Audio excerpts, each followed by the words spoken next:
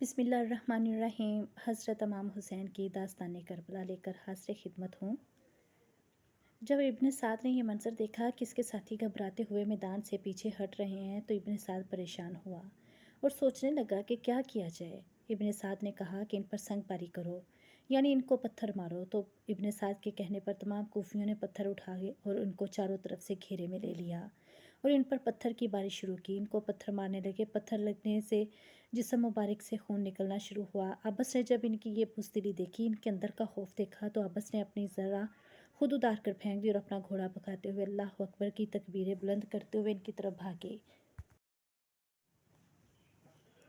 अपनी तलवार निकाली और कूफियों पर टूट पड़े।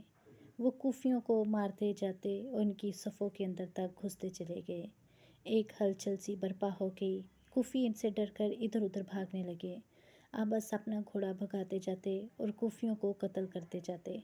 साथ साथ कूफी भी इन पर वार कर रहे थे। जो भी इनको ज़ख्म पहुंचाता वो इसको कत्ल कर देते और जो कूफी इनसे डर कर भाग रहे थे वो इनके पीछे जाकर इसको कत्ल कर देते। बहुत देर यही मामला चलता रहा। कूफी डर से भागते रहे, मरते रहे। आखिर बहुत देर तक लड़ने के बाद अब्बस थक गए। अगरचा वो बहुत बहादुरी और शजाअत में ताकतवर थे, लेकिन तन्हा कब तक हज़ारों का मुकाबला करते। आखिर कूफियों ने चारों तरफ से इन पर हमला शुरू किया। इस वक्त भी आपने कूफी को मार गिराया, मगर एक साथ हमला करके उन्होंने आपस को शहीद कर दिया। इनकी शहादत के बाद अबू शासा यजीद बिन ज़ियाद अल-किंदी, जो कि पहले इब्न साद के लश्कर में थे, इब्न साद की तरफ से लड़ रहे थे। मगर जब उन्होंने देखा कि हज़रत इमाम हुसैन ने यजीदियों को इतनी सारी पेशकश की और यजीदियों ने ये रद्द कर दी, तो वो यजीदी लश्कर से निकलकर हज़रत इमाम हुसैन के लश्कर में आ पहुँचे। ये बहुत माहिर तीरंदाज थे, तीरंदाजी में बहुत माहिर थे। इनका कोई निशाना ख़ता ना होता था। इमाम पाक को सलाम किया और आगे आकर खड़े हो गए और कुछ इस तरह बोले, मैं यजीद हूँ, मेरा बाप मुहासिर है, मैं शेर हूँ और बहुत बहादुर हूँ। ए खुदा, मैं हुसैन का मददगार हूँ और इब्न साद को छोड़ने वाला हूँ और इससे दूरी इख्तियार करने वाला हूँ। फिर दुश्मनों की तरफ 100 तीर चलाए। तीर चलाते जाते और बंदे मरते जाते, कुछ ज़ख्मी हो जाते। 100 तीरों में से सिर्फ 5 तीर ख़ता हुए। इसके अलावा 5 आदमियों को पहले कत्ल कर चुके थे। तीरों के बाद तलवार से लड़ाई करते हुए जन्नत पहुँच गए। इनके बाद उमरू बिन खालिद, जबार बिन हारिस, साद इब्न उबैदुल्लाह की बारी आई। उमरू बिन खालिद आगे बढ़े, तलवार ज़नी की और शहादत का रुतबा पा गए। इसी तरह एक जानिसार हज़रत इमाम हुसैन के पास आए और इजाज़त तलब करते हुए और मैदान में आ जाते। सब जानिसार बहादुरी से मुकाबला करते हुए जन्नतुल फिरदौस में पहुंच गए। एक एक करके सब जानिसार इमाम हुसैन पर फ़िदा हो गए। सिर्फ सवेद बिन अबी अलमता बाकी रह गए। जानिसार आने हुसैन ने जिस तरह सब्र और इस्तक़लाल के साथ, जिस शुजाअत व बहादुरी के साथ और जानिसारी के साथ मुकाबला किया, इसकी मिसाल नहीं मिलती। इस छोटे से लश्कर पर मुसाइब के पहाड़ टूटे, जुल्म व सितम के तूफ़ान बरपा हुए, मगर किसी ने हिम्मत ना हारी, किसी ने अपनी जान को अजीज़ ना रखा, बल्कि सब ने अपनी जानों को शम्ह इमामत पर कुर्बान कर दिया। इनके हर कतरे से पैदा हो गई दुनिया नो। कौन कहता है शहीदों का लहू नकारा है। अब्र रहमत इनके मरकत पर गहर पारी करे, हशर में शान करीमी नाज़े बरदारी करे। आए हैं अब मैदान में अली अल मुर्तज़ा के फूल, ज़हरा बतूल और चमन मुस्तफ़ा के फूल। इनकी वफ़ा सब्र व रज़ा हक पर सबात से, हरदम है ताज़ा गुलशन दी में वफ़ा के फूल। हूरें आईं जन्नत से और मलक आए अर्श से, लेकर खुदा की तरफ से सल्ले अला के फूल।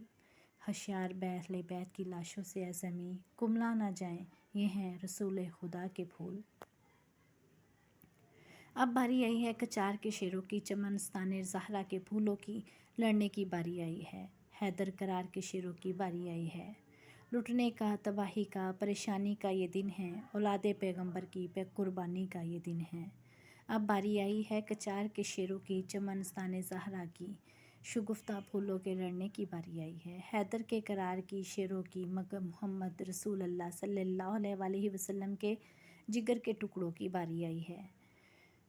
इब्न हाशमी नौजवानों का मैदान में आना था कि बहादुरों के दिन सीनों में लरसने लगे। इन पैकराने शजाअत की तलवारों से शेर दिल बहादुर भी चीख उठे। انہوں نے بہادری کے وہ جوہر دکھائے کہ کربلا کی پیاسی زمین کو دشمنوں کے خون سے سیراب کر دیا، مگر یہ صرف چند تھے اور لشکر ہزاروں کا تھا۔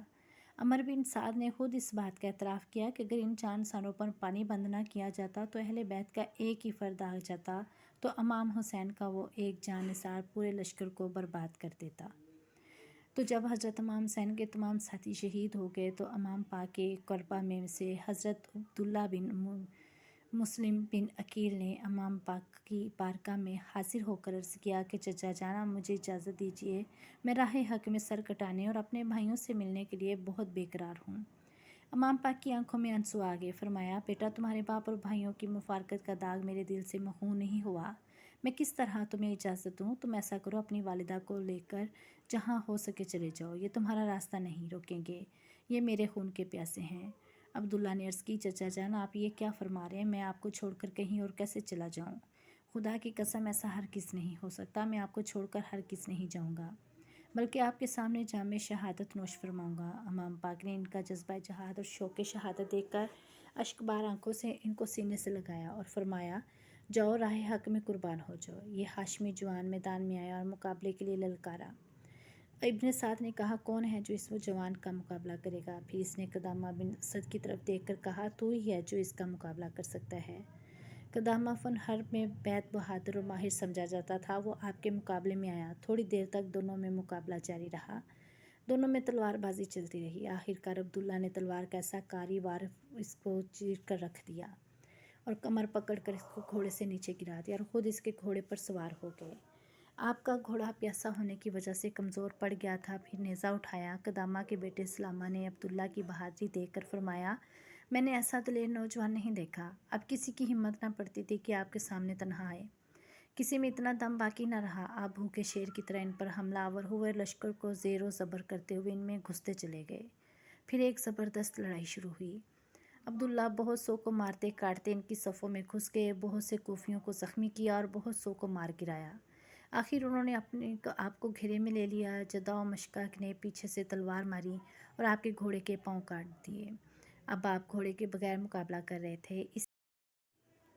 اسی طرح بہت دیر تک مقابلہ چلتا رہا کہ نوفل بن مزاحم حمیری نے آپ کو نیزہ مارا اور بقول باز عمر بن صبیح نے آپ کو تیروں کا نشانہ بنایا اور عبداللہ بن عقیل بحیثیت بری میں جا پہنچے۔ حضرت جعفر بن عقیل نے جب اپنے بھتیجے کو خاک و خون میں گلتا دیکھا تو اشکبار آنکھوں سے آگے بڑھے اور امام حسین کو سلام کیا اور اجازت طلب کی۔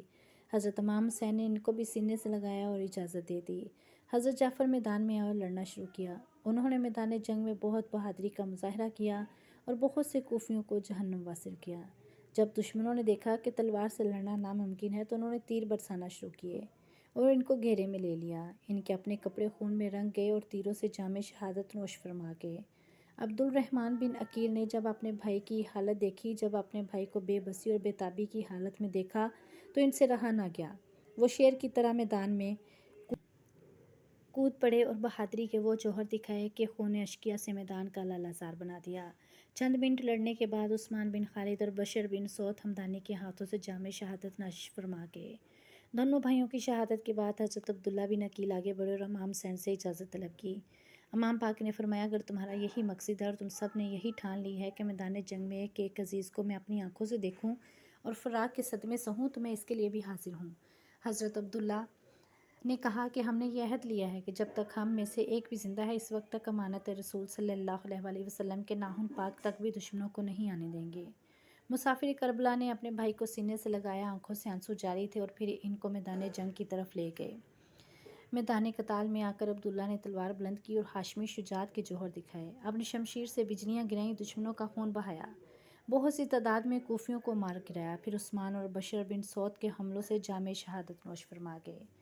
اولاد عقیل کی شہادت کے بعد فرزندان حیدر کرار رضی اللہ عنہ کی باری آئی۔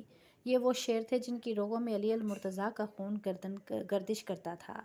جب عقیل کے فرزند خون شہادت میں نہا چکے تو پہلی شہادت حاصل کرنے اولاد امیر المومنین سیدنا علی حضرت ابو بکر رضی اللہ عنہ کے ہم نام ابو بکر بن علی نے آگے بڑھ کر امام حسین کو سلام کیا اور عرض کی، بھائی جان، مجھے بھی اجازت دیجیے، میں بھی میدان جنگ میں جاؤں، یزیدیوں کا مقابلہ کروں اور ان کو جہنم واصل کرتا ہوں، جنت الفردوس میں اپنے ساتھیوں کے پاس پہنچ جاؤں۔ امام حسین نے فرمایا بھائی تم ایک ایک کر کے مجھ سے جدا ہوتے جا رہے ہو۔ انہوں نے کہا پیارے بھائی جان آج آپ میرے پاس امی جان کے سوا کچھ نہیں ہے جو آپ پر نثار کروں، یہ ایک جان آپ پر قربان ہے، براہ کرم اس کو قبول فرمائیں اور مجھے لڑنے کی اجازت دیں۔ امام حسین کی آنکھوں سے آنسو جاری ہوئے اور آپ نے مجبوراً اجازت دے دی۔ ابو بکر بن علی میدان جنگ میں تشریف لائے۔ آپ نے میدان جنگ میں کچھ کہا جس کو سن کر امام حسین نے ان کو دعائیں دیں۔ ابو بکر بن علی نے لڑنا شروع کیا اور یہ ثابت کر دیا کہ میں حیدر اقرار کا بیٹا ہوں۔ جدھر جاتے یزیدیوں کی لاشوں کے ڈھیر لگا دیتے، ان پر تیر برسنا شروع ہو کرتے، وہ تیروں سے گھائل ہو گئے، اقدامہ نے ان کو نیزہ مار کر زخمی کر دیا۔ ایک یزیدی جس کا نام عبداللہ بن عقبہ انقرہ تھا، اس نے فرزند علی کی طرف تیر چلایا اور وہ تیر ان کے ماتھے پر جا کر لگا۔